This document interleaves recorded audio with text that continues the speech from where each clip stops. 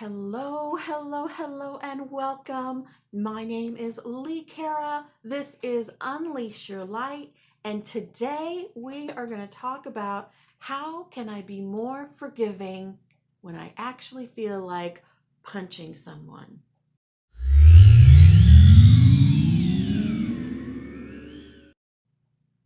Now, what is Unleash Your Light?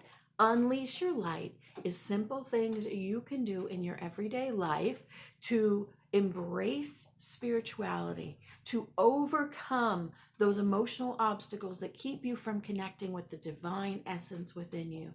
We each carry a piece of the light with us. We each carry a piece of God, Fred.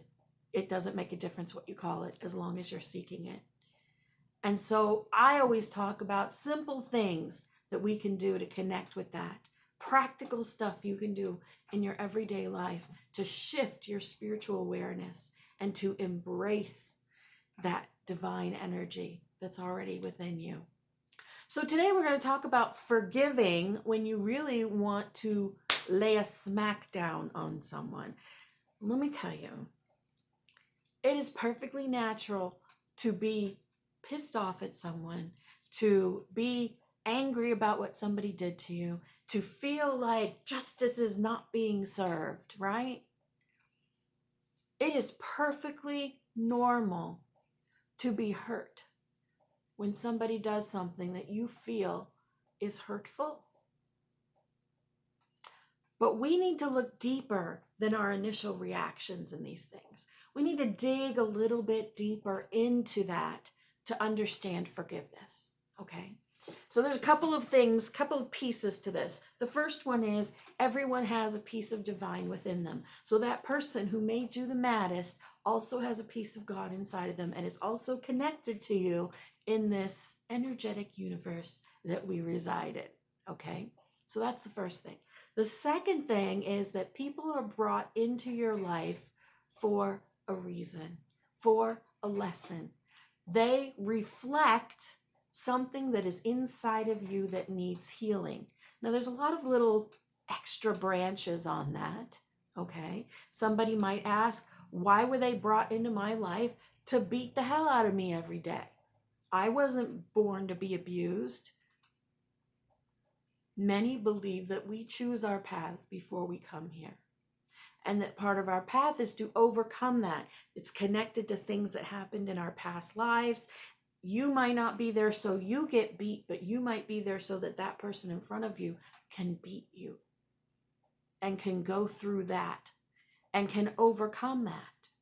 You may have agreed to play a role in someone else's lesson. Now, none of that may be very comforting because you still got your ass beat, right? You still got hurt. You still got your heart broken. You still got cheated on. You still got abused. But recognizing that person who did that also has a divine energy in them and is doing what they're doing based on the life that they have led, based on the experiences that they have had. Somehow life has taught them that that behavior is the only way that they can feel relief from the pain inside of them.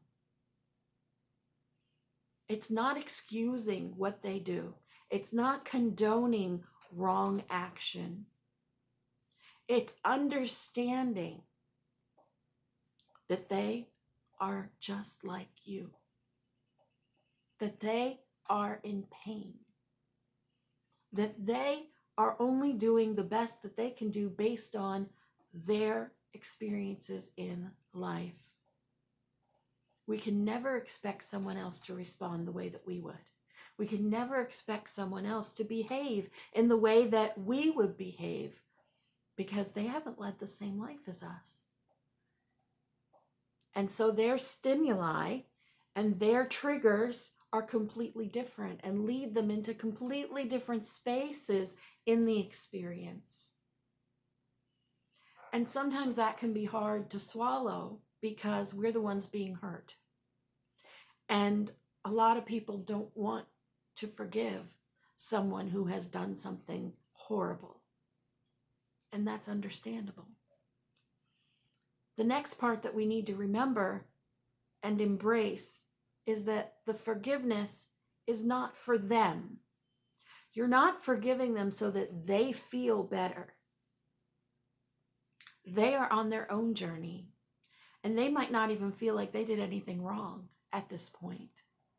They are on their own journey, and it is not your forgiveness that saves them or that makes them feel better. When you forgive them, you're doing it for yourself so that you can release it. See, all time happens all the time. I'm going to say that again. All time happens all the time. So, to use a simple example, if when you were a child, you were in the playground and they used to make a circle around you and throw rocks and call you a freak, and a rock hit you in the head and it made you bleed one day. And so your entire life you have felt persecuted, you have felt like people are always picking on you, you have always felt like the odd man out.